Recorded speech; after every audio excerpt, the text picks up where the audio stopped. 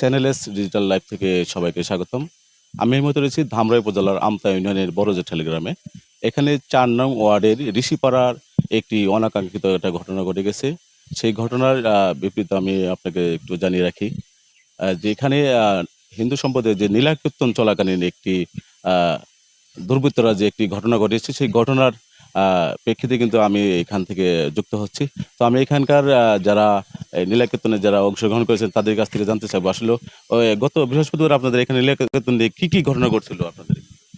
আমাদের অনুষ্ঠান চলাকালীন রাত ৮টার পর যখন আমাদের সব আসরে সব মানুষ ছিল, তখন হঠাৎ করে কিছু অন্য ধর্মের লোক এসে আমাদের উপর হামলা করে।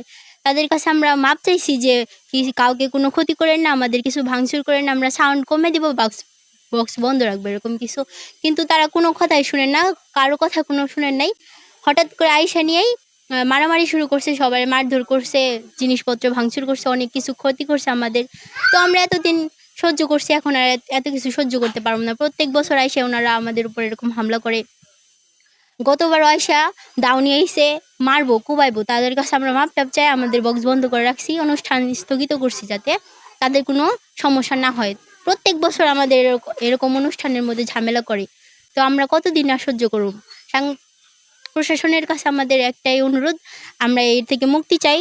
আমাদের অনুষ্ঠান যাতে আমরা প্রতি বছর সুষ্ঠুভাবে পালন করতে পারি, আপনারা একটু সাহায্য করবেন। প্রশাসনের কাছে এইটাই আমাদের সূক্ষ্ম বিচার চাই, সুষ্ঠুভাবে যাতে আমাদের সবসময় অনুষ্ঠান পালন। আমরা তো কারো অনুষ্ঠানে কোনো রকম সমস্যা করি না। তারা যে ওয়াশ করে অনেকগুলা সাউন্ড বক্স চালে, আমরা কি বলি আমাদের সমস্যা হইতাছে, তো তাদের সমস্যা হইতাছে, এই জন্য আমরা বক্স বন্ধ রাখি। আজামের সময়, প্রত্যেকটা আজামের সময় আধা ঘন্টা করে বক্স বন্ধ রাখি যাতে তাদের সমস্যা না হয়।